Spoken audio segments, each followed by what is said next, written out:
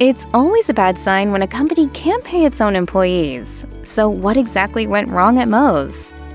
In just 10 years, Moe's Southwest Grill has gone from opening new locations to closing them down. In 2014, the chain opened 120 new locations within 6 months that year. However, the success was short-lived. In 2019, Moe's had 726 locations, but it closed 109 in the next 5 years. And as of spring 2024, there were only 617 Moe's restaurants in 37 states. Chief Brand Officer Tori Burlett told Franchise Times in 2023, "The reason those locations aren't there anymore is because the unit economics weren't there, and that could also be real estate driven in some cases." One of the more surprising closures was when 7 locations closed in Indiana in 2023 without warning, leaving surprised customers to speculate about what was happening. At this time, there's no official reason for the closure. Moe's Southwest Grill's biggest competitors, Chipotle and Qdoba, are both fast casual Mexican restaurants that use a similar assembly line concept. However, their sales dwarf Moe's. Sadly, Moe's operational costs are sometimes higher than its sales in individual locations. While the average sales for a single location were $1.15 million in 2022, its franchise costs can run as high as $1.8 million in some cases. So Moe's is not always as profitable as it should be. Meanwhile, the average Qdoba was making 25.23% more in sales than its highest operating costs, and the average Chipotle was making 14.58% more than its operating costs. Like every other restaurant, Moe's has been increasing its prices. However, its sales are lower than they were back in 2019, and not just because of the pandemic. In 2022, sales were 3.52% lower than before the COVID-19 pandemic hit in 2020. Meanwhile, Qdoba was making 2.12% more than before the pandemic, and Chipotle was making a whopping 55.35% more.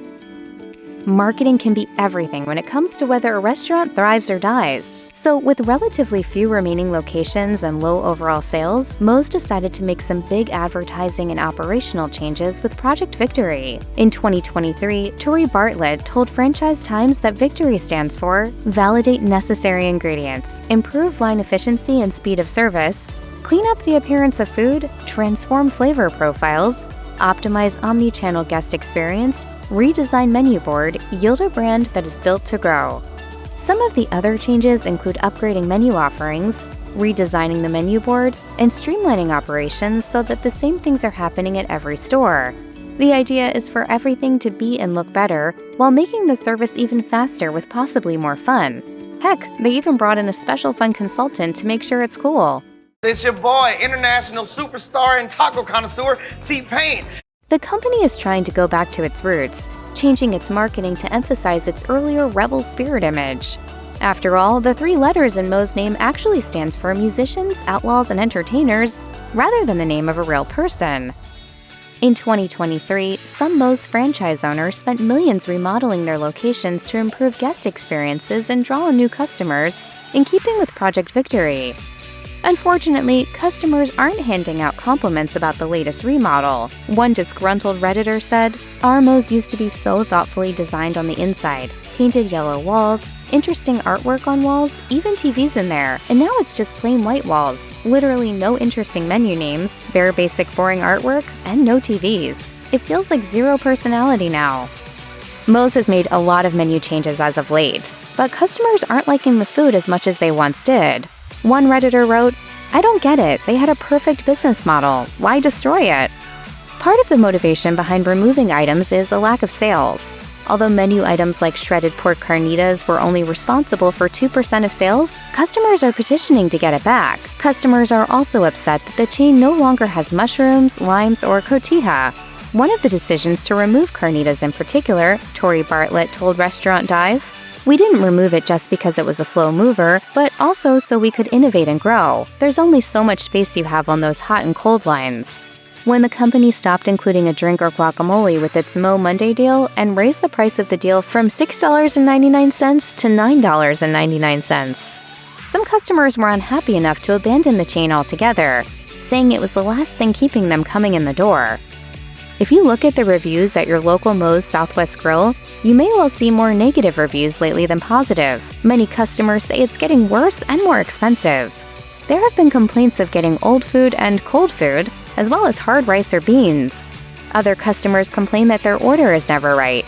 The ingredient portions seem smaller, they say, with meat amounts being especially skimpy. Some customers have even talked about getting a burrito that had so little filling that the tortilla made up the bulk of the meal.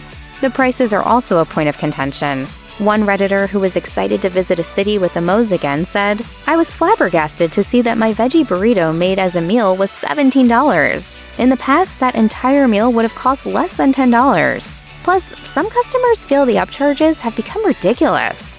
One customer who asked for queso on their burrito was charged nearly $2.50 extra, a 25% upcharge. Moe's Southwest Grill started adding drive-thrus to some locations around 2020 because of changing customer habits. As part of that change, the drive-thrus include a touchscreen kiosk so customers can get both preset menu items and craft customized options like a build-your-own bowl or burrito. Yet time has shown that it's a challenge for an assembly line-type restaurant to take orders like this at the drive-thru, and not everyone likes it. Speed, accuracy, and quantity seem to suffer in particular here. For one thing, it takes 2 or 3 minutes to navigate through order options on the kiosk. While it doesn't take long to get your food after you've made your order, the line can get long behind the person using the kiosk. One person wrote on TripAdvisor, "You don't get as much food as you would if they were making it in front of you. They skimp because you're not there to keep an eye on them."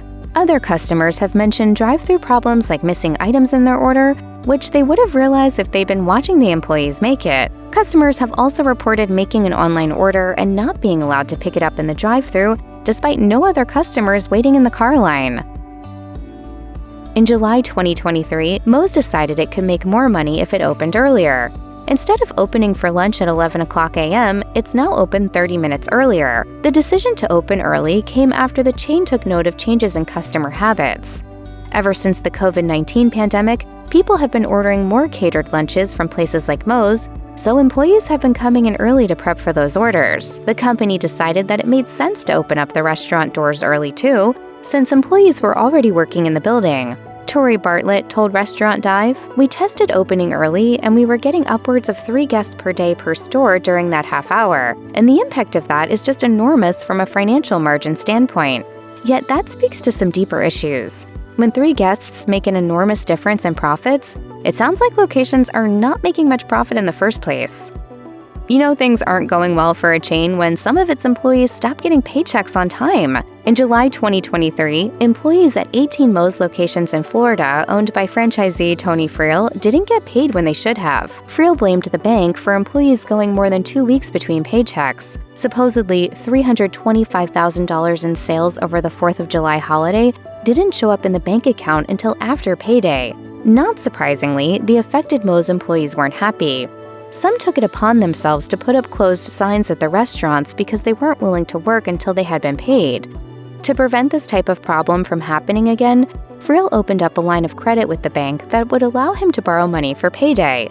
However, running the businesses on such tight margins can't be a good sign. The U.S. Chamber of Commerce suggests businesses keep enough money available to keep their business running for 3 to 6 months in case of emergency. Instead, Friel reportedly had to even dip into personal funds to pay employees. And I assure you, this will never happen again.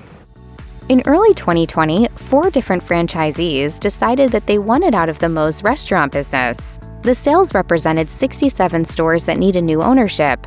North Carolina-based Quality Restaurant Group bought all 67 locations, making it the current largest Moe's franchisee. These restaurants range up and down the East Coast, including locations in Washington, D.C., Maryland, Virginia, South Carolina, and Florida. Quality Restaurant Group also owns hundreds of other franchise locations, including a large number of Pizza Huts, Arby's, and Sonic restaurants. Quality Restaurant Group CEO Matt Slane told Franchise Times that his company has a habit of picking up assets that others might be afraid to buy. The old owners had different reasons for wanting to offload their franchises, ranging from wanting to take advantage of a good buying price to simply running out of ingredients due to COVID-19 related food shortages. One franchisee even decided to join the new restaurant group rather than try to continue on their own. When you look at customer satisfaction and customer promotion at Moe's Southwest Grill, it's valuable to compare that to its biggest competitor, Chipotle, and it doesn't look great. In just about every category, customers are far more satisfied with Chipotle. According to Comparably, Moe's still enjoys 77% customer loyalty, but those customers are less satisfied with food quality, prices, and customer service than Chipotle patrons. Moe's customers rate its food quality at 3.1 out of 5, whereas Chipotle's customers rate it at 3.7, and give the prices a slightly better rating too. Even the customer service is worse, with Moe's diners rating it at 3 stars, while Chipotle's at 3.5. Even more telling is Moe's Net Promoter Score, which shows how likely customers are to recommend the restaurant to others. The score comes from taking the percentage of customers who are willing to promote the restaurant and subtracting those who are more likely to smack talk the place. In the case of Chipotle, 51% of customers are promoters, while 34% are detractors, giving it an NPS score of 17. Unfortunately, at 47% for detractors to 40% for promoters, Moe's ends up with a dismal score of -7. So is Moe's going out of business?